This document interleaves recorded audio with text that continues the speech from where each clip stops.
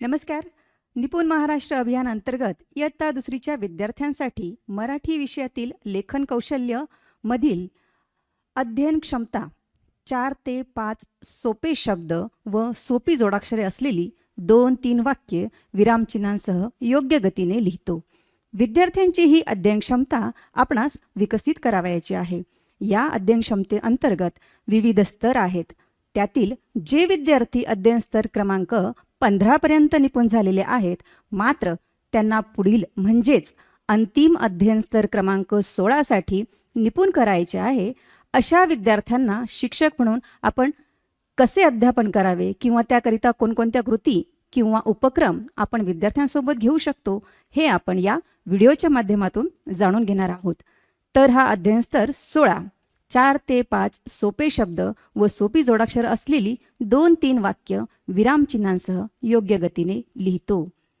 बघा, प्रथमतः आपण या स्तरामध्ये निपुण होण्यात येणाऱ्या अडचणी, मुलांना नेमकं काय येणं अपेक्षित आहे व या स्तराचा निश्चित अर्थ काय होतो हे समजून घेऊया. या स्तरामध्ये विद्यार्थ्यांना 4 ते 5 सोपे शब्द असलेली आणि सोप्या जोडाक्षरांचा समावेश असलेल्या 2 ते 3 वाक्यांचे विरामचिन्हांसह लेखन करता येणे आवश्यक आहे. म्हणजेच फलकावरील अथवा पाठ्यपुस्तकात असलेली वाक्ये विद्यार्थ्यांना जशीच्या तशी लिहिता येणे अपेक्षित आहे. जसे, कुणालने फळ्यावर सुंदर चित्र काढले.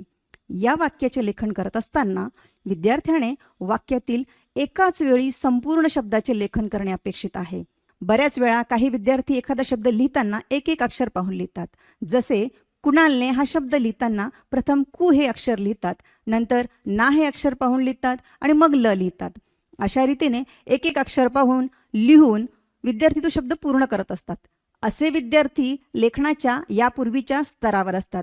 आपल्याला मात्र विद्यार्थ्यांना लेखन अध्ययन स्तर 16 या स्तरामध्ये निपुण करायचे आहे. या स्तरामध्ये संपूर्ण शब्द एकाच वेळी पाहून तो संपूर्ण शब्द लिहिणे आपल्याला अपेक्षित असते. आता उदाहरणार्थ, कुणालने हा शब्द एकदाच पाहून तो वहीत संपूर्ण लिहिणे अपेक्षित आहे. अशा प्रकारचे शब्दांचे लेखन करत करत संपूर्ण वाक्याचे लेखन विद्यार्थ्यांना करायचे आहे. या दृष्टीने विद्यार्थ्यांना या स्तरात निपुण करण्यासाठी ज्या कृती आहेत त्या आज आपण पाहणार आहोत. मुलांना सोपी शब्द लिहिता वाचता येतात हे आपण तर जाणले आहे. त्यांचा सोप्या जोडाक्षरांचा सराव पण आपण घेतलेलाच आहे. त्र, क्र, प्र आणि ण्य यासारख्या सोप्या जोडाक्षरांनी युक्त शब्दलेखन हे आपण घेतलेले आहे. जसे रात्र, क्रमांक, प्रकाश, अरण्य, प्रमाण, मान्य, कुत्रा असे सोपे जोडाक्षर असलेले वाक्यांचे वाचन व लेखन विद्यार्थी करतात. मात्र लेखन करताना शब्द वाक्यांचे अचूक लेखन होताना दिसत नाही. वाक्य लिहिलेच तर वाक्यामध्ये कोणत्या विरामचिन्हांचा वापर करावा हे विसरून जातात, लक्षात राहत नाहीत. म्हणून संपूर्ण वाक्याचे लेखन विद्यार्थ्यांना करताना तेही विरामचिन्हांसह या दृष्टीने विद्यार्थ्यांना या स्तरात निपुण करण्यासाठी ज्या कृती करणार आहोत ते आपण या ठिकाणी पाहूयात.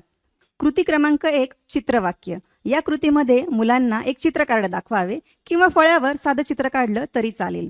उदाहरणार्थ, झाड, मांजर, पतंग आणि फळ्यावर दुसऱ्या बाजूला काही अपूर्ण अशी वाक्य लिहायची.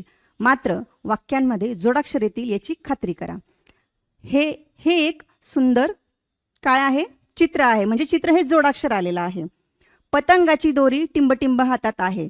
या ठिकाणी चित्रात दिलेलं आहे पतंगाची दोरी मांजराच्या हातात आहे, किंवा प्रश्न जर दिलेला आहे तर आपण तिथे कुणाच्या हातात आहे हे वाक्य पूर्ण करायचं आहे. आणि वाक्य पूर्ण झाल्यावर त्याचं वाचन आणि लेखन या ठिकाणी करून घ्यायचं आहे. आता अशीच अजून एक कृती आपण या ठिकाणी पाहणार आहोत.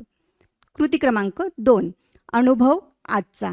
बघा, विद्यार्थ्यांना शाळेत येताना किंवा काल घरी जाताना किंवा अजून काही कुठे बाहेर जाताना त्यांनी काही पाहिलेलं असेल, त्यांना एखादी गोष्ट आवडलेली असेल किंवा न आवडलेली गोष्ट, घटना, संभाषण याच्याबद्दल विचारणा करायची. उदाहरणार्थ, काल तू कोणता खेळ खेळला, कोणासोबत खेळला, कुठे खेळलास, किंवा बाजारातून तू काय आणले, कसे आणले, ह्याचे त्याने जे उत्तर दिलेलं असतं ते स्वीकारावे आणि त्याचे आपण 4 ते 5 सोपे शब्द व जोडाक्षर येईल असे एक एक वाक्य तयार करून ते फळ्यावर लिहावे. वाक्य लिहिल्यानंतर मात्र पूर्णविराम किंवा प्रश्नचिन्ह याचा वापर करायला विसरू नये.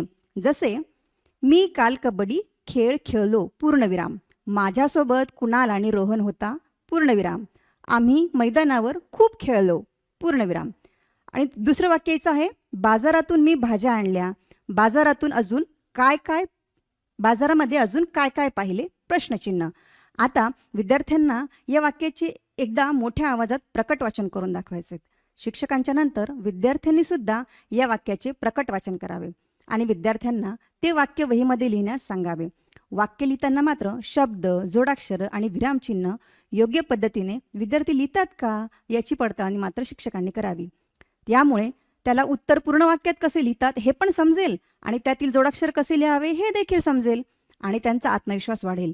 ही एक आनंददायी अध्ययन अध्यापन कृती आहे.